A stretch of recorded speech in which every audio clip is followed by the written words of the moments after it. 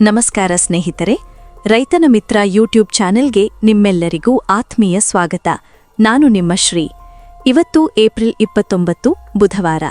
ಗೃಹಲಕ್ಷ್ಮಿ ಯೋಜನೆಯ ಹಣಕ್ಕಾಗಿ ಮತ್ತು ರೇಷನ್ ಕಾರ್ಡ್ ಅಪ್ಡೇಟ್ಗಳಿಗಾಗಿ ಕಾಯುತ್ತಿರುವ ರಾಜ್ಯದ ಕೋಟ್ಯಾಂತರ ಜನರಿಗೆ ಇವತ್ತು ಬಹಳ ಪ್ರಮುಖವಾದ ದಿನವಾಗಿದೆ. ಇವತ್ತಿನ ಈ ವಿಡಿಯೋದಲ್ಲಿ ನಾವು ಗೃಹಲಕ್ಷ್ಮಿ ಯೋಜನೆಯ 30ನೇ ಕಂತಿನ ಹಣದ ಬಿಡುಗಡೆ, ರೇಷನ್ ಕಾರ್ಡ್ನಲ್ಲಿ ಆಗಿರುವ ಹೊಸ ಬದಲಾವಣೆಗಳು ಮತ್ತು ರೈತ ಕುಟುಂಬಗಳಿಗೆ ಸಿಗಲಿರುವ ಸೌಲಭ್ಯಗಳ ಬಗ್ಗೆ ಪ್ರತಿಯೊಂದು ಅಂಶವನ್ನು ಎಳೆಯಾಗಿ ಬಿಡಿಸಿ ನೋಡೋಣ. ಈ ವಿಡಿಯೋವನ್ನು ಪೂರ್ತಿಯಾಗಿ ನೋಡಿ, ಯಾಕೆಂದ್ರೆ ಅರ್ಧಕ್ಕೆ ನಿಲ್ಲಿಸಿದರೆ ನಿಮಗೆ ಯಾವ ಜಿಲ್ಲೆಗೆ ಯಾವಾಗ ಹಣ ಬರುತ್ತದೆ ಎಂಬ ಗೊಂದಲ ಉಂಟಾಗಬಹುದು. ಮೊದಲಿಗೆ ಗೃಹಲಕ್ಷ್ಮಿ ಯೋಜನೆಯ ಬಗ್ಗೆ ಮಾತನಾಡುವುದಾದರೆ, ತಾಯಂದಿರಿಗೆ ಒಂದು ಭರ್ಜರಿ ಗುಡ್ ನ್ಯೂಸ್ ಇದೆ. ಕಳೆದ 2-3 ತಿಂಗಳಿಂದ ಸಾಕಷ್ಟು ಜನರಿಗೆ ಗೃಹಲಕ್ಷ್ಮಿ ಯೋಜನೆಯ ಹಣ ಬಂದಿರಲಿಲ್ಲ. ಫೆಬ್ರವರಿ ಮತ್ತು ಮಾರ್ಚ್ ತಿಂಗಳ ಹಣದ ಬಗ್ಗೆ ಬಹಳಷ್ಟು ಗೊಂದಲಗಳಿದ್ದವು. ಆದರೆ ಈಗ ಸರ್ಕಾರದಿಂದ ಅಧಿಕೃತ ಮಾಹಿತಿ ಬಂದಿದ್ದು, ನಾಳೆ ಬುಧವಾರ ಏಪ್ರಿಲ್ 29ರಂದು ಕರ್ನಾಟಕದ ಪ್ರಮುಖ 28 ಜಿಲ್ಲೆಗಳಿಗೆ ಹಣ ಬಿಡುಗಡೆಯಾಗುತ್ತಿದೆ. ವಿಶೇಷವೇನೆಂದರೆ, ಇದು ಕೇವಲ 1 ತಿಂಗಳ ಹಣವಲ್ಲ. ಈ ಬಾರಿ ಸರ್ಕಾರ ಬಾಕಿ ಇರುವ ಎಲ್ಲ ಹಣವನ್ನು ಸೇರಿಸಿ ಒಟ್ಟು 3 ತಿಂಗಳ ಹಣವನ್ನು, ಅಂದರೆ 6,000 ರೂಪಾಯಿಗಳನ್ನು ಫಲಾನುಭವಿಗಳ ಬ್ಯಾಂಕ್ ಖಾತೆಗೆ ನೇರವಾಗಿ ಜಮೆ ಮಾಡುತ್ತಿದೆ.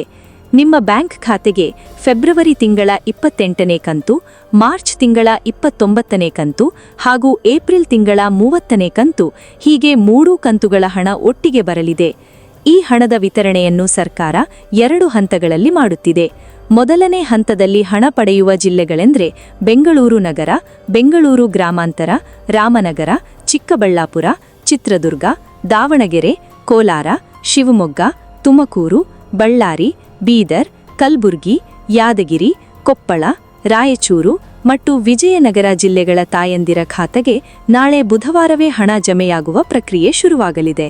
ಇನ್ನು 2ನೇ ಹಂತದಲ್ಲಿ ಬಾಗಲಕೋಟೆ, ಬೆಳಗಾವಿ, ವಿಜಯಪುರ, ಧಾರವಾಡ, ಗದಗ, ಹಾವೇರಿ, ಉತ್ತರ ಕನ್ನಡ, ಚಾಮರಾಜನಗರ, ಚಿಕ್ಕಮಗಳೂರು, ದಕ್ಷಿಣ ಕನ್ನಡ, ಹಾಸನ, ಕೊಡಗು, ಮಂಡ್ಯ, ಮೈಸೂರು ಮತ್ತು ಉಡುಪಿ ಜಿಲ್ಲೆಗಳಿಗೆ ಹಣ ತಲುಪಲಿದೆ.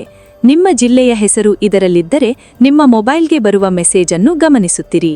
ಆದರೆ ಇಲ್ಲಿ ಪ್ರತಿಯೊಬ್ಬರೂ ಗಮನಿಸಬೇಕಾದ ಒಂದು ಗಂಭೀರ ವಿಷಯವಿದೆ. ರಾಜ್ಯದಲ್ಲಿ ಸುಮಾರು 2 ಲಕ್ಷಕ್ಕೂ ಹೆಚ್ಚು ಮಹಿಳೆಯರಿಗೆ ಇನ್ನು ಮುಂದೆ ಗೃಹಲಕ್ಷ್ಮಿ ಯೋಜನೆಯ ಹಣ ಸಿಗುವುದಿಲ್ಲ ಎಂದು ಸರ್ಕಾರ ಹೇಳಿದೆ. ಇದಕ್ಕೆ ಕಾರಣವೇನೆಂದರೆ, ಮರಣ ಹೊಂದಿದ ಫಲಾನುಭವಿಗಳ ಹೆಸರಿನಲ್ಲಿ ಇನ್ನೂ ಕೂಡ ಹಣ ಡ್ರಾ ಆಗುತ್ತಿರುವುದು ಸರ್ಕಾರದ ಗಮನಕ್ಕೆ ಬಂದಿದೆ. ಈ ಅಕ್ರಮವನ್ನು ತಡೆಯಲು ಸರ್ಕಾರ ಈಗ ಲೈಫ್ ಸರ್ಟಿಫಿಕೇಟ್ ಅಥವಾ ಜೀವನ ಪ್ರಮಾಣಪತ್ರವನ್ನು ಕಡ್ಡಾಯ ಮಾಡಿದೆ. ಅಧಿಕಾರಿಗಳು ನಿಮ್ಮ ಮನೆಗೆ ಬಂದು ದಾಖಲಾತಿಗಳನ್ನು ಪರಿಶೀಲನೆ ಮಾಡುತ್ತಾರೆ.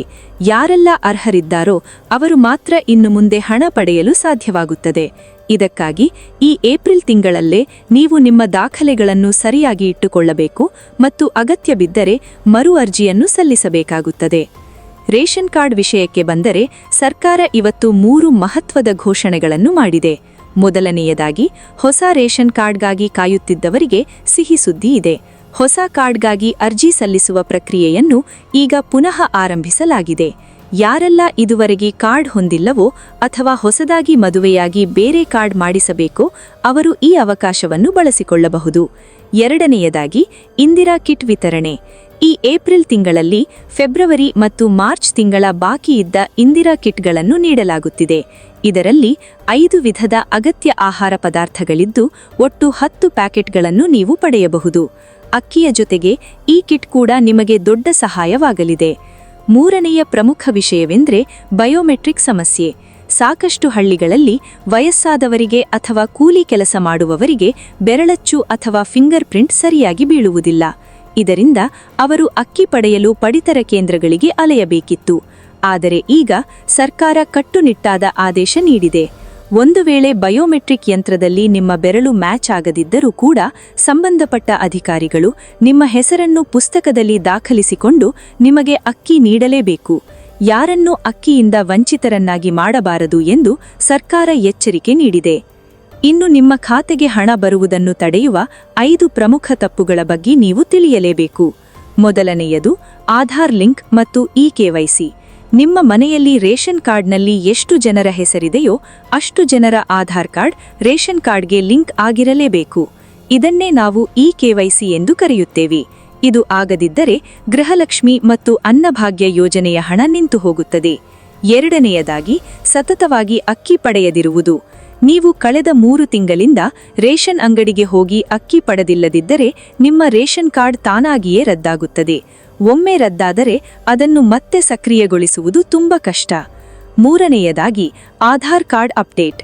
ಕಳೆದ 15 ವರ್ಷಗಳಿಂದ ನಿಮ್ಮ ಆಧಾರ್ ಕಾರ್ಡ್ನಲ್ಲಿ ಯಾವುದೇ ತಿದ್ದುಪಡಿ ಮಾಡಿಲ್ಲದಿದ್ದರೆ ಅಥವಾ ಅಪ್ಡೇಟ್ ಮಾಡಿಲ್ಲದಿದ್ದರೆ ತಕ್ಷಣ ಮಾಡಿಸಿ. ಸರ್ಕಾರ ಈಗ ಹಳೆಯ ಆಧಾರ್ ಕಾರ್ಡ್ಗಳನ್ನು ಹೊಂದಿರುವವರ ಸೌಲಭ್ಯಗಳನ್ನು ತಡೆಹಿಡಿಯುವ ಆಲೋಚನೆ ಮಾಡುತ್ತಿದೆ. ನಾಲ್ಕನೆಯದಾಗಿ, ಆದಾಯದ ಮಿತಿ. ನಿಮ್ಮ ಕುಟುಂಬದ ಒಟ್ಟು ವಾರ್ಷಿಕ ಆದಾಯ 7 ಲಕ್ಷ ರೂಪಾಯಿಗಳಿಗಿಂತ ಹೆಚ್ಚಾಗಿದ್ದರೆ ಅಥವಾ ನೀವು ಆದಾಯ ತೆರಿಗೆ ಪಾವತಿದಾರರಾಗಿದ್ದರೆ ನಿಮಗೆ ಗೃಹಲಕ್ಷ್ಮಿ ಯೋಜನೆಯ ಲಾಭ ಸಿಗುವುದಿಲ್ಲ. ಕೊನೆಯದಾಗಿ, ಸರ್ಕಾರಿ ಕೆಲಸ. ಮನೆಯಲ್ಲಿ ಯಾರಾದರೂ ಸರ್ಕಾರಿ ನೌಕರರಿದ್ದರೆ ಅಥವಾ ಪೆನ್ಷನ್ ಪಡೆಯುತ್ತಿದ್ದರೆ ಅಂತಹ ಕುಟುಂಬದ ಮಹಿಳೆಯರಿಗೆ ಈ ಹಣ ಬರುವುದಿಲ್ಲ. ಸ್ನೇಹಿತರೆ, ಈ ಎಲ್ಲ ಮಾಹಿತಿಗಳು ನೇರವಾಗಿ ಸರ್ಕಾರದ ಆದೇಶದಂತೆ ಬಂದಿವೆ. ಹಣ ಬರದವರು ತಕ್ಷಣ ನಿಮ್ಮ ಬ್ಯಾಂಕ್ ಖಾತೆಗೆ ಆಧಾರ್ ಸೀಡಿಂಗ್ ಆಗಿದೆಯೋ ಇಲ್ಲವೇ ಎಂದು ಚೆಕ್ ಮಾಡಿಸಿಕೊಳ್ಳಿ. ಬ್ಯಾಂಕ್ ಖಾತೆ ಸಕ್ರಿಯವಾಗಿದ್ದರೆ ಮಾತ್ರ ಈ 6,000 ರೂಪಾಯಿ ಹಣ ನಿಮ್ಮ ಕೈ ಸೇರುತ್ತದೆ. ರೈತನ ಮಿತ್ರ ಚಾನೆಲ್ ಯಾವಾಗಲೂ ಇಂತಹ ನಿಖರವಾದ ಮಾಹಿತಿಯನ್ನು ನಿಮಗೆ ತಲುಪಿಸುವ ಕೆಲಸ ಮಾಡುತ್ತದೆ. ನೀವು ಮಾಡುವ ಪ್ರತಿಯೊಂದು ಲೈಕ್ ಮತ್ತು ಸಬ್ಸ್ಕ್ರೈಬ್ ನಮಗೆ ಇಂತಹ ವಿಡಿಯೋ ಮಾಡಲು ಹೆಚ್ಚಿನ ಸ್ಫೂರ್ತಿ ನೀಡುತ್ತದೆ. ಈ ವಿಡಿಯೋದಲ್ಲಿ ನಾವು ತಿಳಿಸಿರುವ ವಿಷಯಗಳನ್ನು ಮರೆಯದೆ ನಿಮ್ಮ ಹತ್ತಿರದವರಿಗೆ ಮತ್ತು ನಿಮ್ಮ ವಾಟ್ಸಾಪ್ ಗ್ರೂಪ್ಗಳಿಗೆ ಶೇರ್ ಮಾಡಿ. ಯಾಕೆಂದ್ರೆ ಬಹಳಷ್ಟು ಮಹಿಳೆಯರಿಗೆ ಹಣ ಏಕೆ ಬರುತ್ತಿಲ್ಲ ಎಂಬ ಮಾಹಿತಿ ಇರುವುದಿಲ್ಲ. ನಿಮ್ಮ ಒಂದು ಶೇರ್ನಿಂದ ಇನ್ನೊಬ್ಬರಿಗೆ ಸಹಾಯವಾಗಬಹುದು. ನಾಳೆ ಹಣ ಬಂದ ನಂತರ ನಿಮ್ಮ ಬ್ಯಾಂಕ್ ಬ್ಯಾಲೆನ್ಸ್ ಚೆಕ್ ಮಾಡುವುದನ್ನು ಮರೆಯಬೇಡಿ. ಇದೇ ರೀತಿಯ ಮತ್ತಷ್ಟು ಉಪಯುಕ್ತ ಮಾಹಿತಿಯೊಂದಿಗೆ ನಾನು ಮತ್ತೆ ಸಿಗುತ್ತೇನೆ. ಅಲ್ಲಿಯವರೆಗೆ ನೋಡ್ತಾ ಇರಿ ರೈತನ ಮಿತ್ರ ಯೂಟ್ಯೂಬ್ ಚಾನೆಲ್. ಧನ್ಯವಾದಗಳು. ನಾನು ನಿಮ್ಮ ಶ್ರೀ, ರೈತನ ಮಿತ್ರ. ಇವತ್ತಿನ ಈ ದಿನ ನಿಮಗೆ ಶುಭವಾಗಲಿ. ರೈತ ಉಳಿದರೆ ದೇಶ ಉಳಿಯುತ್ತದೆ. ಜೈ ಜವಾನ್, ಜೈ ಕಿಸಾನ್.